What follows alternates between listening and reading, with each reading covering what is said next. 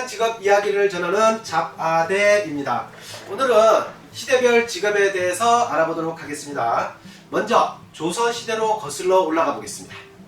산농공상, 신분제가 뚜렷했던 조선시대, 그 시절에는 어떤 다양한 직업들이 존재했을까요? 여러분도 궁금하시죠?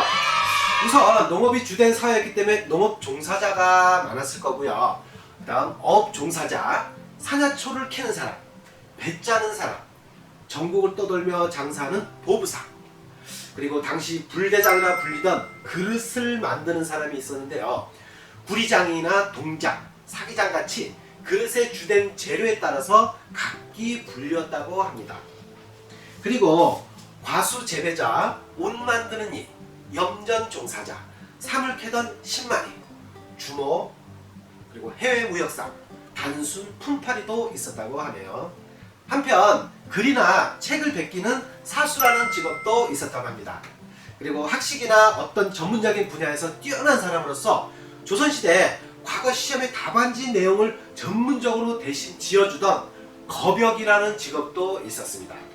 그리고 매를 대신 맞아주는 사람, 도망간 종을 찾아오는 일을 전문적으로 하는 사람으로서 노비를 지키려고 고용한 추노꾼, 드라마에서 본 기억 나시죠? 예. 그리고 이야기책을 전문적으로 읽어주던 사람인 전기수라는 직업도 있었고요. 기타 관리인, 학생, 화가 등이 있었다고 합니다. 예. 그리고 나라의 녹을 먹고 사는 직업으로 치면 공무원에 해당하는 멸화군이라는 직업이 있었습니다. 이 멸화군은 큰 불을 막을 방안을 강구하라는 세종의 지시로 만들어진 최초의 소방대입니다. 이미 세종 때 금화도감이 설치되었지만 관청에 소속된 금화군은요, 상시적인 조직이 아니라 비상대기군이었다고 합니다. 수차례 화가가 학연을 휩쓰게 되자 금화군만으로는 부족하다고 느낀 세종이 멸화군 창설을 지시했다는 것이죠. 그리고 한증소라고 해서 한증을 통해 병을 치료하는 이 습관적인 풍속인 습속은 사찰은 물론 민간에서도 오랜 민속적 치료 방법 중 하나였는데요. 세종은 한증소를 국가적 의료기구의 하나로 설치하여 대민 질병 치료에 활용하였으며, 초기에는 승려들이 병자들의 치료와 관리를 담당하도록 하였고 사찰에 한증소를 설치하기도 하였다고 합니다. 이러한 한증소의 운영을 맡아보던 한증승이라는 직업이 있었고요. 뼈나 시체를 땅에 묻는 일을 하는 승려인 매골승도 있었다고 합니다. 조선 전기에 잘 조직되고 훈련된 조직 중 하나였던 집단은요, 승려였습니다. 이 농사를 짓지 않으니 관에서 얼마든지 부려먹을 수 있고 사찰별로 수십 명씩 모였기 때문에 소집하기도 아주 쉬웠다고 하네요. 그리고 우리가 드라마를 통해서 알게 된 담호라는 직업이 있죠. 네. 조선왕조실록에서 담호를 검색하면요, 10건이 검색되는데 내용을 보면 문자 그대로 차시중을 들던 직책을 이루는 경우도 있고 경찰, 수사 조직의 일원으로 일한 기록도 있습니다. 여성 공무원 중 담호라는 직책은 말 그대로 단순히 차, 시중 등의 일을 거두는 인원이 일부 있었고, 일부 인원은 여성 관련 수사에 동원되었다고 추측할 수 있다고 합니다. 현재의 여경이 의적, 비서, 보조 업무를 맡은 사람이 있고 잠입, 무술, 수사 인원이 있는 것처럼 사대부와의 치정 사건에 얽힌 일도 꽤 있었다고 합니다. 그리고 조선시대 궁중 안에서 매의 사육을 담당하던 관서인 매음방에서 실제적으로 매의 사육이나 조련 등을 맡았던 시파치라는 직업이 있었다고 합니다. 그리고 오작인으로 불리는 검시를 하는 직업이 있었는데요.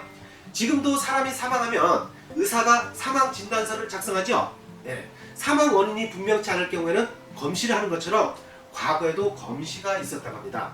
조선시대 검시는요, 2번을 기본으로 하는데 의심이 날 경우 4차까지 검시를 했는데 이 집행하는 관부는 형조였다고 합니다. 이 형조의 관원이 이 법률을 맡은 율관, 의사인 의관, 그리고 서울시청격의 한성부 서리와 오작인을 데리고 검시를 진행했는데요. 이 원래 관리인들은 시체를 보는 일을 좋아하지 않았겠죠. 그래서 오작인이 이 시신을 뒤집거나 살피는 일을 했다고 합니다. 이 오작인의 말을 듣고 그대로 검시 보고서를 만들었기 때문에 살인을 은폐하기 위한 검시 보고가 이루어지기도 했다고 하네요. 그 시절도 비리가 많았겠죠. 그리고 잔치 때 음식을 전문으로 만든 직업인 숙수라는 직업이 있었습니다. 현재의 조리사 같은 직업인데요. 일상적인 음식은 가정에서 부인들이 직접 조리하나 잔치 때 많은 음식을 만들고 고배를 할 때 또는 잔치상을 꾸밀 때에는요, 외부의 남자로서 음식을 만드는 사람을 청하여 일을 시켰다고 합니다. 이와 같은 직업을 가진 사람을 숙수라고 하는데, 특히 궁중에 전속되어 있는 숙수는 대령 숙수라고 하였다고 합니다. 이 천민 계급이지만 전문적으로 궁중에서는요, 중요한 기술직이었다고 하네요. 조선시대는요, 이렇게 다양한 직업들이 있었다고 합니다. 여러분, 지금은요, 코로나 같은 전염병을 퇴치하는 전문 직업이 가장 인기 있는 직업이 되겠죠? 예, 오늘은 여기까지 할게요. 다음 시간에는 해외 역사 속 직업에 대해서 같이 얘기해 보도록 하겠습니다. 다음 시간에 만날게요. 감사합니다. 안녕.